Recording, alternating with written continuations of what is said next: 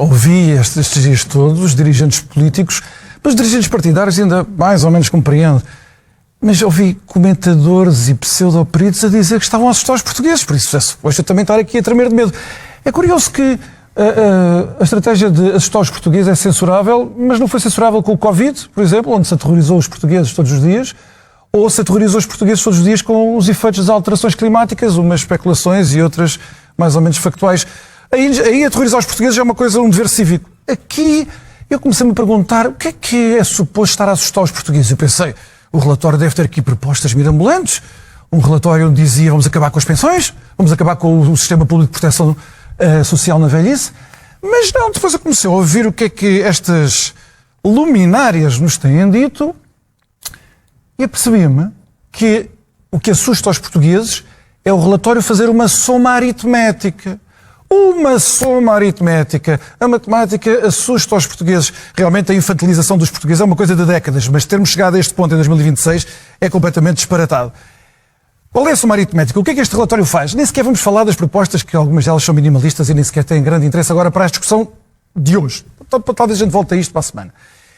A soma aritmética é esta. O relatório diz assim: para percebermos a situação financeira presente e futura do sistema público de proteção social na velhice, isto é, das pensões... E real, cenário real. Real, transparente. Temos não só de fazer os cálculos relativamente ao sistema previdencial da Segurança Social, mas somar também as responsabilidades adquiridas no contexto da Caixa Geral de Aposentações.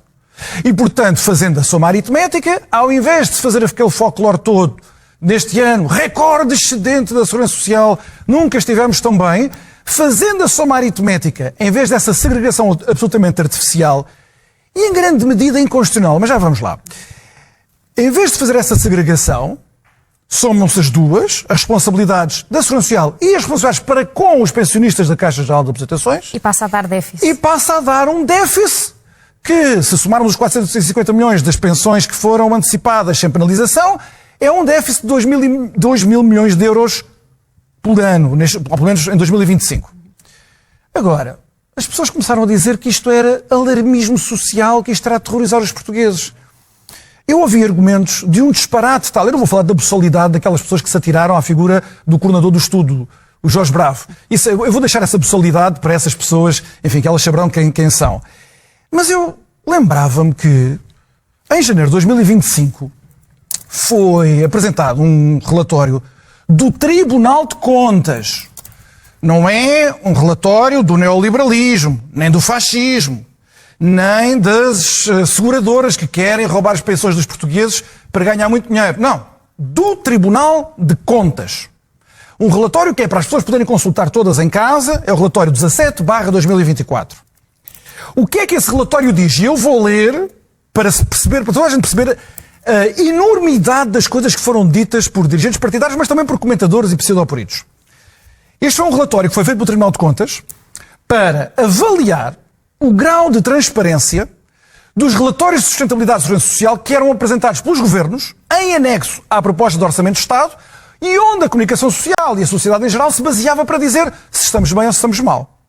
Então o Tribunal de Contas foi ver estes relatórios que se apresentam anualmente para a comunicação social e para o público em geral são transparentes sobre o grau de responsabilidades que o sistema universal público de proteção na velhice tem. Qual foi a conclusão do Tribunal de Contas? Não é do Jorge Bravo, é do Tribunal de Contas. A auditoria concluiu que o relatório não é completo nem abrangente. E porquê? Porque não incluía a parte não contributiva, já falámos sobre isso. Sim. E agora veja-se bem. E o regime de proteção social convergente relativo aos trabalhadores inscritos na Caixa Geral de Aposentações. O Tribunal de Contas diz que aqueles relatórios, na base dos quais têm dito tanta coisa sobre a social, não são completos nem abrangentes. E, portanto, a inexistência, tu voltei a citar, a inexistência de uma avaliação global e integrada dos ativos e das responsabilidades financeiras atuais e futuras dos sistemas de proteção social públicos, agora veja qual é a conclusão do Tribunal de Contas. Prejudica a transparência da avaliação da sustentabilidade financeira do conjunto dos regimes contributivos de proteção social pública em Portugal. Isto são palavras que as pessoas podem conferir todas em casa, que eu acabei de ler do relatório do Tribunal de Contas. O Tribunal de Contas está a dizer esta é a prática que devíamos seguir, como segue noutros países. A partir daqui gerou-se este choradinho de, quer dizer, tratar os portugueses como criancinhas. Não mostrem as contas aos portugueses. Não mostrem nada. Vamos esconder tudo. Vamos acreditar nesta grande ficção. E depois, claro, o relatório tem outros exercícios que tornam o alarmismo ainda maior. Que é, então, mas este enorme excedente que tivemos em 2025 na Segurança Social não é um feito extraordinário que demonstra que temos todos os problemas resolvidos? Bem, não. Porque, como já vimos, se há uma transferência orçamental de 7 mil milhões de euros que é dinheiro devido aos pensionistas da Caixa de Depósitos. Isto não é dinheiro que não se deve dar às pessoas. É. Mas que vem do Orçamento de Estado, então é evidentemente que temos de somar, ou neste caso subtrair esses 7 mil milhões, ao excedente da Segurança Social. Porquê? Porquê é que tem que se fazer esta operação? Não é só pelo facto de nós estarmos a transferir por via fiscal a remuneração dos direitos de pensão, à pensão dos funcionários públicos que estavam na CGA. É porque, em grande medida, como a partir de 2006 começou-se a fazer, não só os novos subscritores, mas também os anteriores, a fazer descontos para a Segurança Social, é preciso ver que essas transferências num modelo de repartição serviam para pagar as pensões da CGA, porque essas pessoas são funcionários públicos, mas passaram a descontar para formar o tal saldo da Segurança Social anual. Portanto, é um saldo, é um fluxo que entra sem a contrapartida das pensões que estão a ser pagas pelo outro fundo da Caixa de Depósitos. A tomar sobre este relatório, concorda que devem ser tomadas numa próxima legislatura? Eu diria que as medidas serão aquelas que em democracia nós deliberarmos. Serão umas melhores, outras piores. A única coisa que eu digo é, não pode haver uma boa deliberação sobre este assunto se não houver informação. Portanto, que raio de serviço é que estas pessoas estão a prestar, desde o líder do PS, o líder do PCP, do Bloco de Esquerda, do Chega, a dizer, nós não queremos informação. Porque essa informação é uma informação alarmante. Não podemos tomar boas decisões públicas, sejam umas mais à esquerda, sejam mais à direita, sejam com mais privados, seja com mais dinheiro público, sem informação. Portanto, aquilo a que assistimos foi verdadeiramente o nível mais baixo do debate público em Portugal. Como é que nós podemos falar em fragilização de algo que já está partido? Não é um vaso que, coitado, se lhe dermos uma pancada, ele vai-se partir, ele já está partido. Eu sempre disse, ele nem sequer devia ter formado governo, nem sequer devia ter constituído governo, ser ministro. Mas quer dizer, com o que sabemos que se passou na última semana, ele mentiu aos portugueses flagrantemente em vários temas, naquela conferência de imprensa inominável. Bem, e quer dizer, e somamos coisas que quase nem nos passariam pela cabeça. Os bidões, afinal, foram violados. O que é feito o seu conteúdo? Aquilo é conteúdo valioso no mercado negro.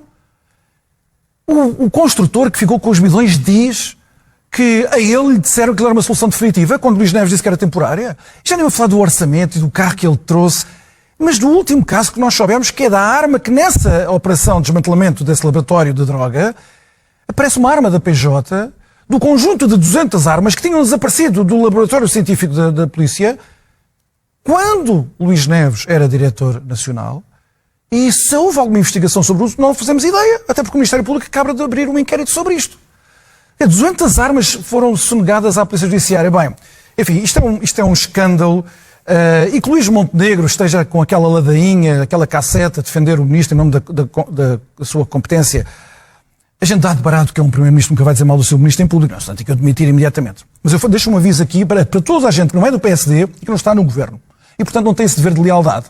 Há pessoas que, de facto, estão a abusar. Estão a abusar. De Carlos Moedas a Sebastião Bugalho, porta-voz do PSD, estas defesas acéfalas a fazer-nos a todos de estúpidos, vai ter repercussões sobre eles. Eles estão a alinhar nesta defesa de Luís Neves para ver se o seu futurozinho no partido fica salvaguardado. Mas olha que isto pode bater contra eles. Eu ouvi de Sebastião Bugalho, porta-voz do PSD, uma coisa então que é de bradar aos céus. Quer dizer, é repugnante. Ele disse que Luís Neves era um homem extraordinário e competente porque os incêndios não estão a abrir telejornais. Quer dizer, isto é um grau de intugice sem nome. Porque, em vez de Sebastião Bugalho estar caladinho e agradecer aos deuses termos estado a ter este verão, está a chover no país inteiro. Coimbra tem temperaturas máximas no final de agosto de 24 graus.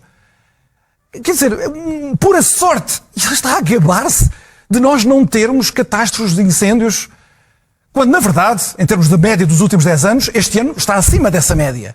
Não consta que Luís Neves tenha feito nenhuma reforma estrutural, por exemplo, na linha do relatório da Comissão de Técnicos Independentes. que dava um conjunto de recomendações, desde logo, na governação da Proteção Civil. Não, isso não foi feito. Portanto, estarem-nos a dizer que ainda devemos estar agradecidos por não termos incêndios e catástrofes e mortes, quer dizer, é um grau de introjice que eu recomendaria um outro nível de elevação e de autonomia intelectual. Enfim, já estamos quase um mês daquela crise que tinha sido resolvida por Pedro Sánchez em 24 horas. Enfim, dessa patranha nós já discutimos aqui. Mas quer dizer, estão a acontecer coisas horríveis em Ceuta. Não é só a situação da cidade que é de terror e de colapso de tudo.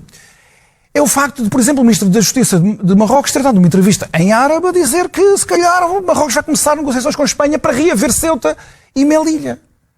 Então, quer dizer, Pedro Sánchez fez aquela fita toda com Javier Milei, quando Milei disse que a mulher dele era corrupta, criou uma crise diplomática com a Argentina, e agora Marrocos continua a ser, bem, Sánchez está de férias, mas continua a ser um parceiro fiável. Quer dizer, nós temos o PSOE e o Governo a ameaçar retaliações sobre enfermeiros e médicos de Ceuta para não falarem daquilo que está a acontecer. Retaliações até sobre deputados de Ceuta, do PSOE, de expulsão, por estarem a ser críticos da ação do Governo. E o El País, um jornal, já que algumas pessoas não saber, um jornal da esquerda muito alinhado com Pedro Sánchez e com o PSOE. O que é que o El País fez? O El País fez esta jogadinha para tentar virar a opinião pública espanhola em torno desta jogadinha das emoções. Porque as opiniões públicas no Ocidente hoje manipulam-se com vídeos que provocam emoções instantâneas em 30 segundos. O que é que fizeram? Pegaram nesta rapariga aqui, que está em Ceuta, e fizeram uma entrevista onde ela chora, onde ela fala de que Marrocos e onde ela vive é um sítio de opressão. E então, enfim, os espanhóis tinham que tolerar os horrores todos que estão a acontecer em Ceuta porque estamos a emancipar uma menina, enfim, oprimida. E com os nossos deveres de humanidade levam logo por diante. Isto é só para vermos como muitas vezes os órgãos de comunicação social mainstream prestam um péssimo serviço de desinformação e fake news.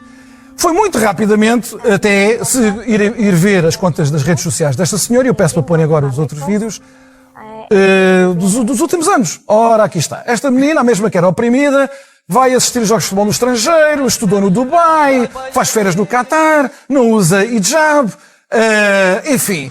Não é exatamente a figura da refugiada que é perseguida, ou porque é pobre, ou porque professa a religião errada, ou por ter o sexo errado. Enfim, o El País não se deu ao trabalho de nada, quis provocar um efeito de emoção sobre a opinião pública espanhola para tentar virar uma situação catastrófica. E veja-se, cereja no bolo é que até, e eu peço para pôr essa imagem, julgo que também a produção a terá, até o jornal marroquino, o 360, o jornal marroquino goza com o El País. Troça do El País a dizer, então esta que era a refugiada que nós tratamos aqui tão mal, esta menina que tem uma vida de luxo não acessível à maior parte dos espanhóis que é suposto acolherem em Espanha. Enfim, isto é para nós vermos como não são só as fake news das contas esquisitas no Facebook e no Twitter que provocam jogos de emoções. Há uma responsabilidade que, lamentavelmente, como já mostrei aqui neste programa da BBC e de outros canais e de outros jornais, mainstream de órgãos de comunicação respeitáveis que não são respeitáveis. Com isto, a comunicação social degrada-se e desta vez foi o El País.